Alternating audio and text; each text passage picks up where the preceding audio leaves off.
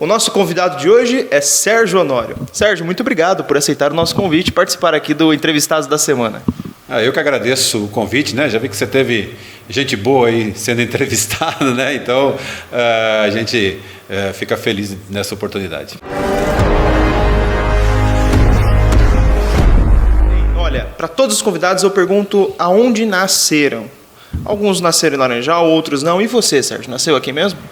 Eu nasci em Tietê, no dia 18 de junho de 66. Morei em Tietê até os 18 anos. Depois fui fazer faculdade e aí depois de formado vim para Laranjal, me estabeleci aqui em 1991 e estou aqui em Laranjal até hoje. Muito bem, tietense então. E olha, Sérgio, me conte aí como que foi sua infância, né?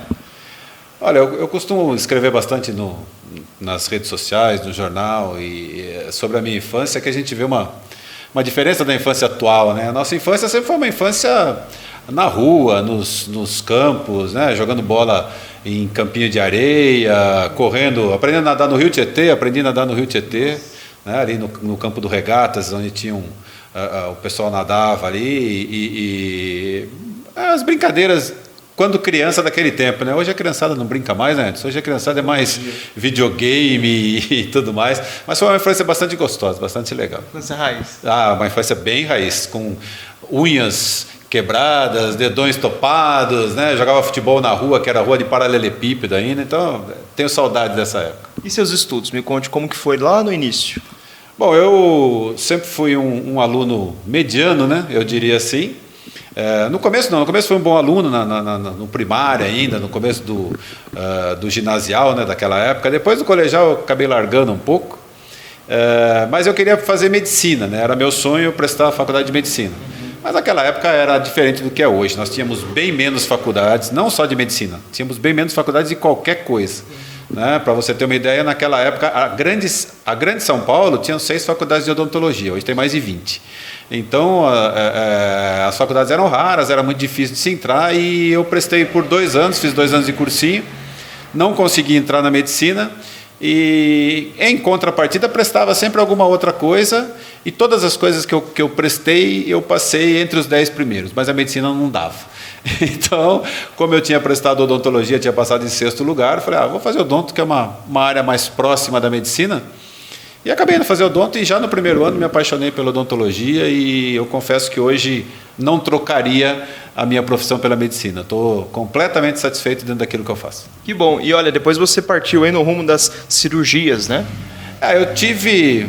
Desde a época da faculdade eu sempre gostei muito de cirurgia, né? Que é uma área ainda mais, dentro da odontologia, mais próxima da medicina. Depois, quando vim para Laranjal, logo no começo eu comecei a trabalhar no posto de saúde da Capela e no posto de saúde da Vila Zala, e ali eu trabalhava junto com o Dr. Júlio Alberto Alves Lima, e o Júlio trabalhava em Sorocaba nessa época. E a gente conversando, ele falou, eu vou te arrumar um estágio em cirurgia em Sorocaba. E aí me arrumou um estágio de cirurgia lá no Hospital Leonor Mendes de Barros, com um grande mestre que eu tive, o Dr. Celso Machado de Araújo, já falecido, e me ensinou muito. E eu fiquei por muitos anos lá em Sorocaba, né? Fiquei até 2009, acho, 2008. E aí em 2010 eu fui fazer a minha especialização em cirurgia e traumatologia bucomaxilofacial na USP. Fiquei lá no curso 2010-2011. E aí, em 2012, eu fui convidado pelos professores para permanecer lá, primeiro como estagiário, depois como professor assistente, pegando algumas aulas. Fiquei lá por 10 anos. E saí agora, em 2022, na pandemia, né, porque os cursos pararam, eu tive que sair. E aí eu ingressei no mestrado, onde eu estou fazendo hoje na Unifesp, na Universidade Federal de São Paulo, lá na Escola Paulista de Medicina, faço meu mestrado em cirurgia lá, quero ver se eu defendo a tese esse ano para fazer o doutorado ano que vem. Olha, eu acompanho um pouco o seu trabalho, você às vezes divulga nas redes sociais, e são muitas cirurgias, né, Sérgio? Você realiza essas cirurgias como? Quantas mais ou menos no mês? Olha, depende, varia. Né? Varia. Cirurgia odontológica, ela começa desde uma remoção de um dente de leite, né, o dente descido, é uma pequena cirurgia, até um tumor facial, uma fratura, um acidente, né? Então depende muito disso daí. Lógico que você pegar uma fratura de mandíbula, uma fratura de face é mais difícil. Essa acontece poucas vezes. Um tumor um pouco mais frequente. Agora, cirurgias como extrações de dente do siso, que eu faço aqui no meu consultório, que eu faço em 2 clínicas em São Paulo, essa a gente tem bastante, né? Então isso daí a gente faz bastante. E tem um tipo que eu gosto muito, eu faço desde sempre, que a gente faz as cirurgias dos pacientes com necessidades especiais, aqueles pacientes que não permitem tratamento, né? Pacientes com síndrome de Down, com síndrome do espectro autista, entre outras síndromes, a gente faz na Santa Casa com anestesia geral. Então essa eu faço sempre, pelo menos umas 2 vezes por mês eu estou lá fazendo, e já faz 30 anos que eu faço isso, adoro, minha paixão, e vou continuar fazendo até onde eu puder. Bom, pegando o gancho, você também foi provedor da Santa Casa, né? Fui provedor por 2 mandatos, né? Por 4 anos, nós ficamos lá. A Santa Casa passava por uma reformulação, quem tinha assumido a provedoria antes de mim era o então presidente do conselho, e depois ele acabou saindo, o seu Mauro Ré. Aí ele acabou, quando venceu a parte dele, eu entrei, fiquei por 2 mandatos, 4 anos, aí fui substituído pelo meu então tesoureiro Vanderlei Vison, e aí eu assumi o conselho da Santa Casa, fiquei por mais 4 anos na Santa Casa. Então, além dos trabalhos que eu faço dentro do hospital como cirurgião, foram 8 anos dedicados à parte administrativa, onde eu posso dizer que eu tenho muito orgulho, porque a portaria nova lá, que hoje serve muito bem, não sei se você lembra, porque você é novinho, mas você lembra da portaria antiga? Era bem ruim, né? E foi uma luta da nossa gestão, nos 4 anos que eu tive lá, para conseguir a verba para essa portaria. E eu saí em dezembro, a portaria começou a ser feita em janeiro. Então fiquei muito feliz, porque aquilo trouxe grandes vantagens para o hospital. Com certeza. E olha, o Sérgio também gosta muito de esporte, né? Ah, bastante. Você também já fez alguns trabalhos aqui em Laranjal a respeito. Vamos trabalhando ali um pouco na área de repórter, até apresentador de rádio, né? E como que é trabalhar nessa área para você também? Porque tirando aquela parte profissional e indo mais, falando do esporte, e também tá ligado ali em todas as últimas notícias do esporte, né? Como que é para você? Olha, Edson, pouca gente sabe, mas eu sou jornalista profissional também, com um DRT registrado na minha carteira de trabalho, né? Mas é claro que o jornalismo para mim é um hobby. E isso começou lá atrás, em 92, o futebol de Laranjal tinha parado. E aí nós fomos num bingo que teve no Estádio Municipal Cássio Luvisotto, e nesse bingo eu encontrei com 2 amigos, aí o Ricardo de Lázaro e o Sandro de Lázaro, e a gente sentou e conversou. O Ricardo era árbitro de futebol, meu pai tinha sido presidente da Liga Tietense de Futebol, então eu trabalhei com ele como diretor lá, e eu comentei com o Ricardo, falei, mas o futebol de Laranjal está parado, por que a gente não faz alguma coisa? E aí a gente fundou uma equipe para voltar aos campeonatos na cidade de Laranjal. Conseguimos voltar, depois fundamos a Liga Laranjalense de Futebol. E quando a gente voltou, a gente precisava divulgar o trabalho que a gente estava fazendo. Então eu fui até o Jornal à Tarde, que era de propriedade do Mário, lá de Tietê, que é meu conterrâneo, a gente se conhece, pedi para ele um espaço para a gente publicar as notícias do esporte, do futebol em si. E aí a gente começou a publicar no Jornal à Tarde, do à Tarde eu fui para o Alerta, de 1/4 de página foi crescendo, até chegar num tempo em que eu tinha 2 páginas falando de esporte no Jornal Alerta. Depois veio, na época o Narciso foi candidato a prefeito, e o Narciso conseguiu a concessão da Rádio Dinâmica FM, e quando ele era candidato ainda, ele foi numa reunião com a gente, na sede da Liga, que era na casa do Sandro, e ele ofereceu um programa de esportes para a gente, que nós começamos a fazer, que é o programa mais antigo em atividade da Rádio Dinâmica até hoje no ar. Eu faço a pauta do programa ainda, não faço mais o programa, por causa dos meus afazeres da odontologia. Mas faço a pauta do programa até hoje, são 26 anos no ar, é o programa mais antigo em atividade na rádio. Bem, o Sérgio também é escritor, né? Escreveu 2 livros, o primeiro foi no ano de 2015, é isso? 2015. Que é o Faça Valer a Pena, vocês estão vendo a foto aí na tela, cuja foto também é do Sérgio Honório, das famosas árvores gêmeas, né? Me conte um pouco do livro. Bom, esse livro foi o seguinte, como eu falei para você, a gente tinha 2 páginas de esporte no Jornal Alerta.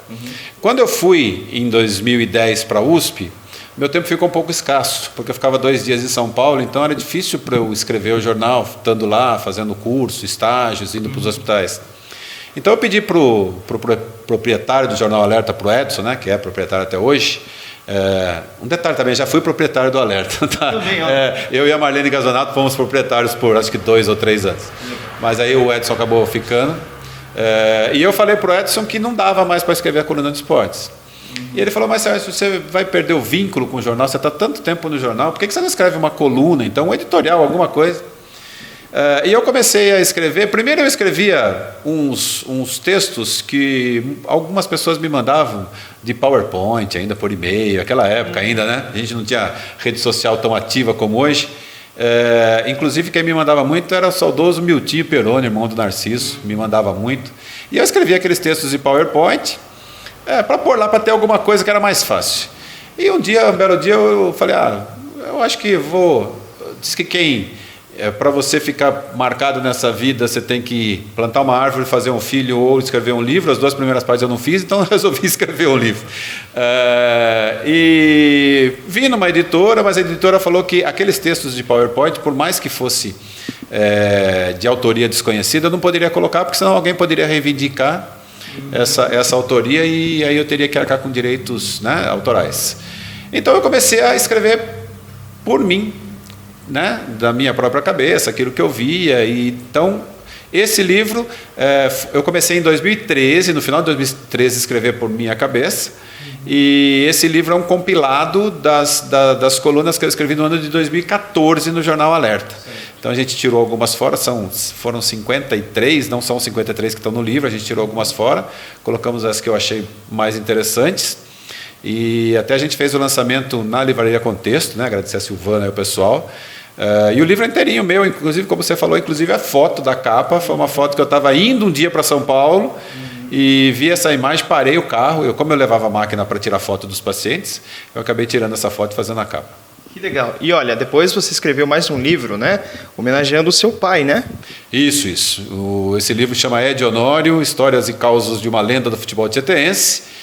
Na verdade, Edson, meu pai foi um grande batalhador do esporte em Tietê. Ele começou como atleta, jogou no Gol, né, defendeu o Comercial Futebol Clube, América, grandes times lá de Tietê. Depois foi árbitro de futebol, foi presidente da Liga de Tietê, sempre um grande batalhador, muito conhecido lá no futebol tieteense. E há 6 anos atrás ele teve um AVC, o que limitou um pouco suas atividades. Então eu senti ele ficar um pouco meio depressivo com a sua situação. E como minha vida inteira eu ouvi ele contando histórias do futebol, né, e muita gente para lá na casa dele para ouvir as histórias que ele tem, porque são histórias bastante interessantes, né, eu resolvi pegar algumas histórias que ele sempre contou, que eu guardava, sentei com ele, a gente traçou algumas histórias e eu pus esse livro para homenageá-lo, né, mandei editar lá em Tietê mesmo e entreguei mais de 1000 cópias para ele, para que ele servisse aos amigos, para completar um pouco a cabeça dele nesse momento difícil. Que legal, parabéns, viu, Sérgio? Olha, nosso tempo já está acabando, mas eu agradeço você por contar essas histórias. Eu garanto para você que você tem muitas histórias ainda se a gente ficar por aqui para contar, né? Mas agradeço, Sérgio. Inclusive das 7 mortes, né? Que nós gravamos juntos. Com certeza, é verdade mesmo. Olha, agradeço a sua disponibilidade aqui em estar com a gente aqui no LP Informativo, compartilhando um pouco mais da sua vida. Eu que agradeço, Edson, espero ter sido justo aí com as histórias, e quem estiver ouvindo, se quiser tirar alguma dúvida, a gente está à disposição. Muito obrigado. Eu que agradeço, viu? Um abraço.